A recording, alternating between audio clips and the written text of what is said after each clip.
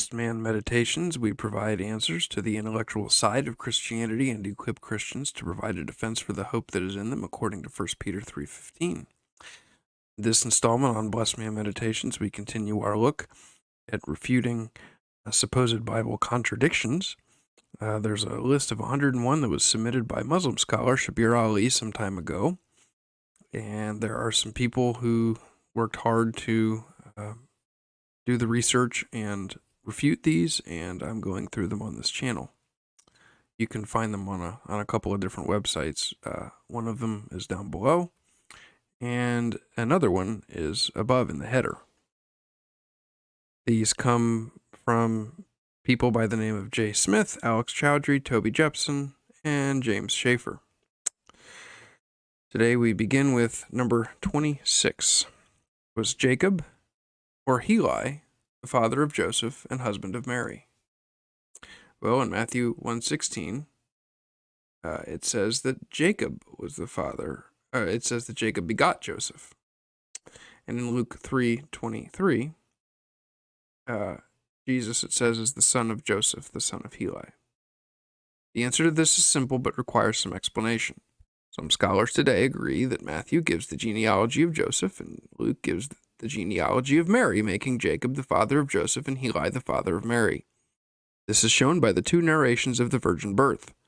Matthew chapter 1, verses 18 through 25 tells the story only from Joseph's perspective, while Luke in chapter 1, verse 26 to 56 of Luke's gospel is told wholly from Mary's point of view. A logical question to ask is why Joseph is mentioned in both genealogies.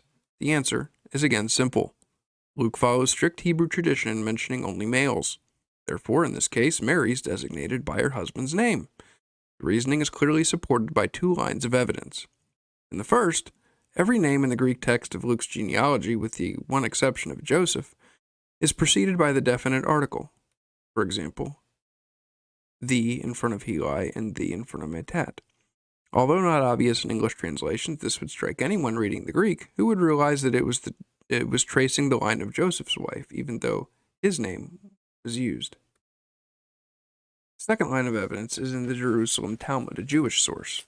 This recognizes the genealogy to be that of Mary, referring to her as the daughter of Heli. Number 27. Did Jesus descend from Solomon or from Nathan, both of whom are sons of David? In Matthew chapter 1, verse 6, it says that David begat King Solomon, who by her had been the wife of Uriah, and Jesse begat David the king. In Luke 3:31, it says the son of Meliah, the son of Menan, the son of Mattatha, the son of Nathan, the son of David. This is directly linked to contradiction number 26. Having shown that Matthew gives Joseph's genealogy and Luke gives that of Mary, it's clear that Joseph was descended from David through Solomon and Mary through Nathan.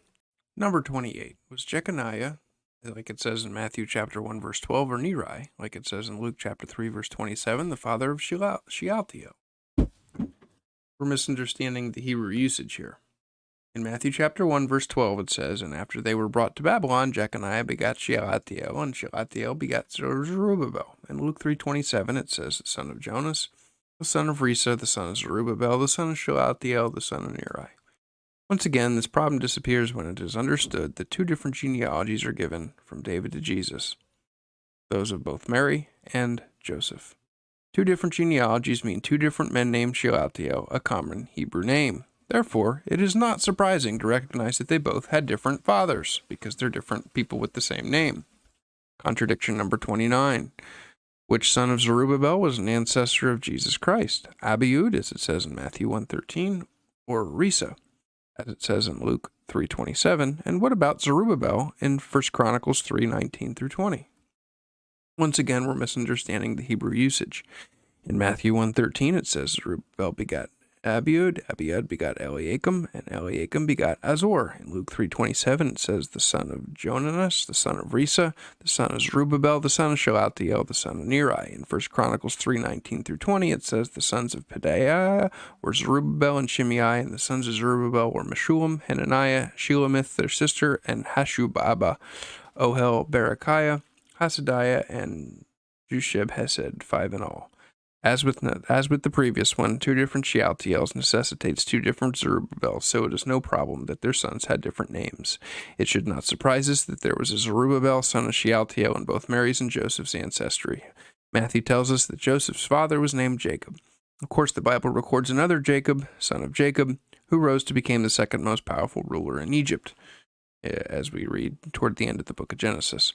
We see no need to suggest that these 2 men were one and the same, so we should have no problem with 2 men named Zerubbabel, son of Shealtiel. The Zerubbabel mentioned in 1 Chronicles chapter 3 could easily be a third. Again, this causes no problem. There are several Marys mentioned in the Gospels because it was a common name. The same may be true here. This Zerubbabel would then be a cousin of the one mentioned in Matthew chapter 1, verses 12 and 13. Comparison to Matthew and 1 Chronicles gives the following possible family tree.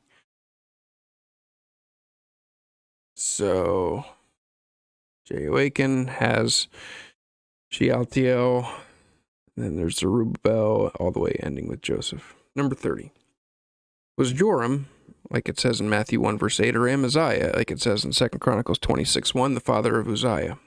In Matthew 1 verse 8, it says, Asa begat Jehoshaphat, Jehoshaphat begat Joram, Joram begot Uzziah. 2 Chronicles 26:1 says, Now all the people of Judah took Uzziah, who was 16 years old, and made him king instead of his father Amaziah.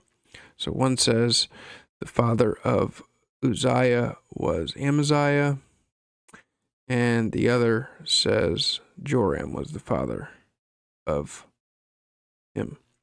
The answer is similar to number 24, just as the Hebrew Bat, which means daughter, can be used to denote a more distant descendant, so can the Hebrew Ben, son. So, a more distant son. Jesus is referred to in Matthew 1, chapter 1, verse 1 as the son of David, the son of Abraham. Both the genealogies trace Jesus' ancestry back through these men, illustrating the usage of the word son. It is, although no Hebrew manuscripts of Matthew's gospel are around today, it's clear that he was a Jew writing from a Hebrew perspective and therefore completely at home with the Hebrew concept of sonship. With this in mind, it can easily be shown that Amaziah was the immediate father of Uzziah, also called Azariah. Jehoram, on the other hand, was Uzziah's great-grandfather, great-great-grandfather, and a direct descendant. The line goes, Joram to Ahaziah, to Jehoash, to Amaziah, to Azariah. And that's from 2 Chronicles. Matthew's telescoping of Joseph's genealogy is quite acceptable, as Matthew's purpose is simply to show the root of descent. Matthew comments in chapter 1, verse 17, that there were 3 sets of 14 generations. This reveals his fondness for numbers and links indirectly with the designation of Jesus as the son of David. In the Hebrew language, each letter is given a value. The total value of the name David is 14, and this is probably the reason why Matthew only records 14 generations in each section to underline Jesus' position as the son of David. Number 31. Was Josiah, like it says in Matthew 1:11, or Jehoiakim, like it says in 1 Chronicles 3:16, the father of Jechoniah? Again, we're misunderstanding the Hebrew usage. In Matthew chapter 1, verse 11, it says Josiah begat Jechoniah and his brothers about the time they were carried away to Babylon. In 1 Chronicles 3:16, it says the sons of Jehoiakim were Jechoniah his son and Zedekiah his son. This question is essentially the same as number 30. Jehoiakim was Jechoniah's father and Josiah his grandfather. This is quite acceptable and results from Matthew's aesthetic telescoping of the genealogy, not from any error. Number 32. Were there 14 or 13 generations from Babylonian exile until Christ? In Matthew chapter 1, verses 12 to 17, we see that it says that there were, if you count them up, it adds up to 13 generations, but it says there are 14. Matthew 1:17 says there were 14. In the first section, there are 14 names, and in the second, 15, and in the third, 14. Perhaps the simplest way of resolving the problem is to suggest that in the first and third sections, the first and last person is included as a generation, whereas not in the second. In any case, as Matthew has clearly telescoped his genealogy with good reason, a mistake on his part is by no means shown conclusively. If by some chance another name or two has been lost from the list of the originals by scribal error, we cannot know. Whatever the real situation, a simple explanation can be afforded as above. Number 33. Who was the father of Shelah? Was it Canaan in Luke 3, or was it Arphaxad, as in Genesis 11? In Luke 3, it says the father of Shelah, it says that Shelah was the son of Canaan in Luke chapter 3. In Genesis chapter 11, it says Selah was begotten by Arphaxad. Although a conclusive answer is not possible, plausible explanations can be found. The most probable answer to this is that the genealogy in the Masoretic text of Genesis telescopes the generations, as does Matthew in his list. When we look at the Septuagint, we find the name of Canaan is included as the father of Shelah, echoing what we find in Luke. Luke, writing in Greek, would have used the Septuagint as his authority. On that same note, if we refer to the Septuagint, when we look at Genesis chapter 11, verse 12, we find that Arphaxad was 135 years old rather than 35, which would allow more time for him to be Shelah's grandfather. Number 34, John the Baptist. Was John the Baptist Elijah to come, or was he not Elijah to come? In Matthew chapter 11, verse 14, it appears to say that John the Baptist was Elijah to come. In Matthew chapter 17, verses 10 to 13, he is referred to as, John the Baptist is referred to as Elijah to come. In John chapter 1, verse 19 through 20, John says he's not Elijah to come. So Matthew records Jesus saying that John the Baptist was Elijah who was to come, while John seems to record John the Baptist denying that he was Elijah to come. The reason for this apparent inconsistency is a lack of contextualization by the readers. The priests and Levites came to John the Baptist and asked him if he was Elijah. Quite a funny question to ask someone unless you know the Jewish scriptures. For God says through the prophet Malachi that he'll send Elijah to the people of Israel before a certain time. Therefore, as the Jewish people were expecting Elijah, their question was quite logical. John was about 30 years old when he was asked this question. His parents were already dead. He was the only son of Zechariah from the tribe of Levi. So when asked if he was Elijah who was ascended up to heaven 878 years earlier, the obvious answer from John was no, I'm not that Elijah who ascended to heaven 878 years earlier. Jesus also testifies, albeit indirectly, to John not being Elijah in Matthew chapter 11, verse 11, where he says that John is greater than all the people who've ever been born. Moses was greater than Elijah, but John was greater than them both. So what did Jesus mean when he says of John that he is the Elijah who was to come? The angel Gabriel, or Jibril in Arabic, speaks to Zechariah of his son, John, who is not yet born, saying he will go on before the Lord in the spirit and power of Elijah to turn the hearts of the fathers to their children and the disobedient to the wisdom of the righteous, to make ready a people prepared for the Lord. The angel refers to two prophecies, one in Isaiah chapter 40, and one in Malachi chapter 4, which says, See, I'll send you the prophet Elijah before the great and dreadful day of the Lord comes. He will turn the hearts of the fathers to their children and the hearts of the children to their fathers. Gabriel unmistakably says that John is the Elijah whom God foretold through Malachi the prophet. So was John Elijah? No, John was not Elijah. But had the priests and Levites asked him, Are you the one the prophet Malachi spoke of as Elijah? John would have said yes, that he was. Jesus in Matthew chapter 17, verses 11 to 13 says, The prophecy of Malachi is true, but Elijah had already come. He says that this Elijah suffered like Jesus himself would suffer. The disciples understood that he was talking to them about John the Baptist. Therefore, once we understand the context, it is clear.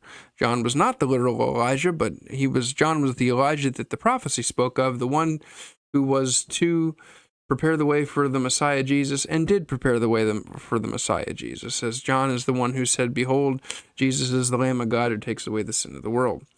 Number 35. Jesus would or would not inherit David's throne. The answer follows on directly from number 26. Having shown that Matthew's genealogy is that of Joseph, it's obvious from Jeremiah 36, verse 30, that none of Joseph's physical descendants were qualified to sit in David's throne, as he himself was descended from Jechoniah. However, as Matthew makes clear, Jesus was not a physical descendant of Joseph. Having listed Joseph's genealogy with the problem of his descendants from Jechoniah, Matthew narrates the story of the virgin birth. Thus, Matthew proves how Jesus avoids the Jechoniah problem and remains able to sit in David's throne. Luke, on the other hand, shows that Jesus Jesus' true physical descendants was from David apart from Jechoniah, thus fully qualifying him to inherit the throne of his father David. The announcement of the angel in Luke chapter 1, verse 32 completes the picture. The Lord will give him the throne of David, of his father David. This divine appointment, together with his physical descendants, make him the only rightful heir to David's throne. Number 36. Jesus rode into Jerusalem on one colt, or a colt and an ass. So let's look at Mark chapter 11, verse 7. Then they brought the colt to Jesus, threw their clothes on it, and he sat on it. Luke 19:35. It's a colt. They brought the colt to Jesus. It's same as Mark 11. Or is it? I wonder if that's just me copying it wrong. Matthew 21, verse 7. They brought the donkey and a colt, laid their clothes on them, and set him on them. Okay, the accusations that the Gospels contradict about how many donkeys Jesus rode into Jerusalem on. The accusations based on not reading the text of Matthew properly and ignoring his full point about the event. It first should be noted that all four Gospel writers refer to this event, the missing reference above being John chapter 12, verses 14 and 15. Mark and Luke and John are all in agreement that Jesus sat in the colt. Logic shows there's no contradiction, as Jesus cannot ride on two animals at once. So why does Matthew mention two animals? It's clear. Even by looking at Matthew in isolation, we can see from the text that Jesus did not ride on two animals, but only on the one colt. For in the two verses preceding the quote in point, above by Shabbir, we read Matthew quoting two prophecies from the Old Testament, Isaiah 62 and Zechariah 9 together. Matthew says, "Say to the daughter of Zion, see, your king comes to you gently riding on a donkey, on a colt the foal of a donkey." By saying a donkey and then on a colt the foal of a donkey, Zechariah is using the classic Hebrew sentence structure and poetic language known as a parallelism, simply repeating the same thing again in another way as a parallel statement. This is very common in the Bible, where in Psalm 119, verse 105, for example, it says, "Your word's a lamp to my feet and a light to my path," yet it says the same thing twice in succession. It's clear that there's only one animal referred to. Therefore, Matthew clearly says Jesus rode only on a colt in agreement with the other three gospel writers. So why does Matthew say that the colt and its mother were brought along in verse 7? The reason is simple. Matthew, who was an eyewitness, whereas Mark and Luke were quite possibly not eyewitnesses, Matthew emphasizes the immaturity of the colt, which was too young to be separated from its mother. As the colt had never been ridden, the probability was that the colt was still dependent on its mother. It would have made the entry into Jerusalem easier if the mother donkey were led along down the road, as the foal would naturally follow her, even though he had never before carried a rider and had not yet been trained to follow a roadway.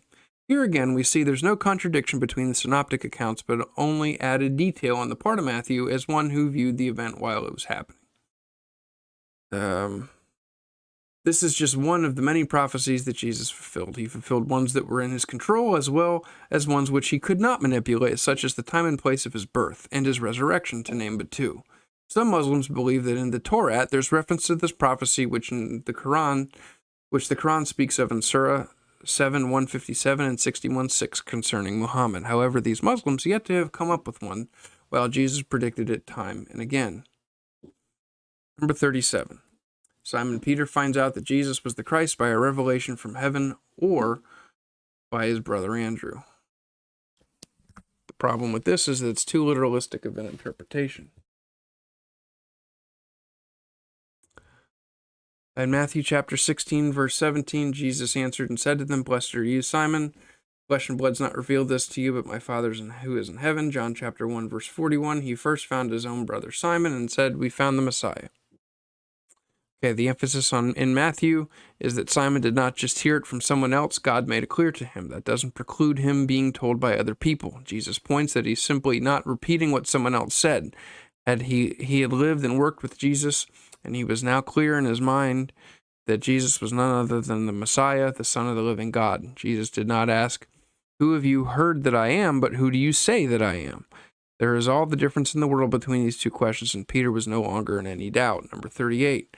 Jesus first met Simon Peter and Andrew by the Sea of Galilee, or on the banks of the River Jordan. In Matthew chapter 1, verses 18 through 20, Jesus was walking by the Sea of Galilee, and in John chapter 1, verses 42 and 43, let's see.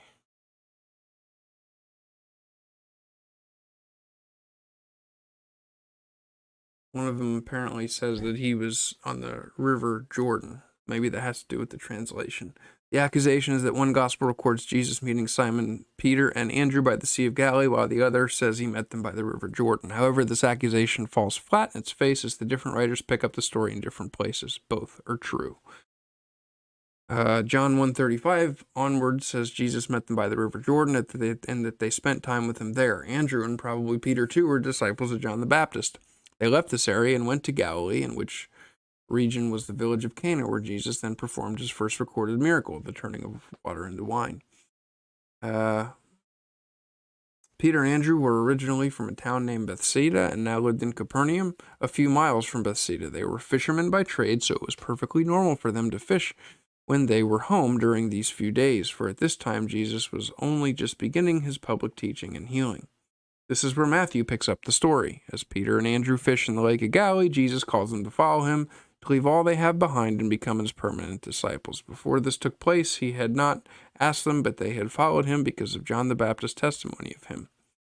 Now, because of his testimony, plus the miracle at Cana, as well as the things Jesus said, as well as the time spent with the wisest and only perfect man who ever lived, etc., is perfectly understandable for them to leave everything and follow him. It would not be understandable, rather, for them to just drop their own lives and follow a stranger who appeared and asked them to, like children after the Pied Piper. Jesus did not enchant anyone. They followed as they realized who he was, the one all the prophets spoke of, the Messiah, the Son of God. Number 39. When Jesus met Jairus, when Jesus met Jairus, his daughter had just died. In Matthew 9:18, or was she at the point of death, like it says in Mark 5:23. In Matthew 9:18, it says that she's just died. In Mark 5:23, it says she's at the point of death. Okay, so when Jairus left his home, his daughter was very sick at the point of death, or he wouldn't have gone to look for Jesus. When Jairus met Jesus, he certainly was not sure whether his daughter had already succumbed, because he couldn't be in both places at once. Therefore, he could have uttered both statements, Matthew mentioning her death while Mark speaking about her sickness. However, it must be underlined that this is not a detail of any importance to the story or to us. The crucial points are clear. Jairus' daughter had a fatal illness. All that could be done would have already been done. She was as good as dead if she was not already dead. Jairus knew that Jesus could both heal her and bring her back from the dead. As far as he was concerned, there was no difference whether she was about to die or had already died. Therefore, it's really of no significance whether the girl was actually dead or at the point of death when Jairus reached Jesus. Number 40. Jesus allowed or did not allow his disciples to keep a staff on their journey.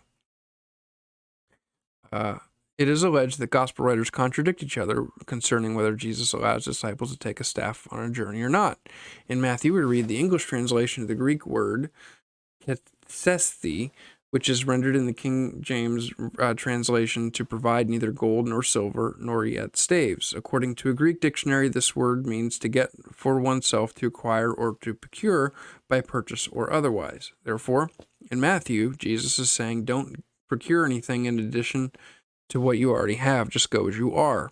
Matthew 10 and Mark 6 agree that Jesus directed his disciples to take no extra equipment. Luke 9, chapter 3 agrees in part with the wording of Mark 6, verse 8, using the verb in Greek, to take, but then, like Matthew, adds no staff, no bag, no bread, no money. But Matthew 10:10 includes what was apparently a further clarification. They were not to acquire a staff as part of their special equipment for the tour. Mark 6:8 seems to indicate that this did not necessarily involve discarding any staff they had already had as they traveled to the country with Jesus. However, this is not a definitive answer, only a possible explanation. The trivial difference does not affect the substantial agreement of the Gospels. We would not be troubled if this were or is a contradiction, for we do not have the same view of these Gospels as a Muslim is taught about the Quran. And if this is the pinnacle of biblical contradictions when the Bible is said to be full of contradictions and totally corrupted, then such people are obviously deluded. If indeed Christian scribes and translators had wished to alter the Gospels, this contradiction would not have been here. It is a sign of the authenticity of the text as a human account of what took place, and it is a clear sign that it has not been deliberately corrupted. That is the end of contradiction number 40, and that will be the end of this video. Next time, we'll pick up with contradictions 41 to 50. So thank you for watching. Please like, comment, and subscribe.